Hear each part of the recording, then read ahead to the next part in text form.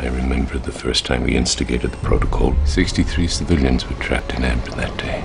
We hadn't contained it, half of Boston would have been swallowed up. Walton had to find a way to quarantine areas where there was a breach. It's a tragic but a small price to pay for the greater good. People understand that. Perhaps. You do what you do for the greater good sometimes, and these are the hard decisions that, thank God, sometimes we've got good leaders to make them. Sometimes we haven't. They were to find out that the Amber victims could be removed and resuscitated. I'm afraid the outcry would be akin to revolt. Quarantine victims are alive. To remove them would weaken the structural integrity of the Amber. There's a term in war they call it collateral damage, which is such an easy term to use in it for dead bodies, but I guess it's collateral damage in Walton's view. Nature doesn't recognize good and evil, Philip. Nature only recognizes balance and imbalance.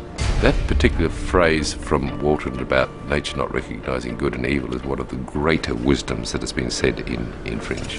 Nature doesn't have an emotion. It will find balance. It's the principal law of physics. And in our own lives, if we can get rid of that emotional stuff and just have just want balance, well, we're a long way towards finding some peace in our lives. I intend to restore balance to our world, whatever it takes. He is right.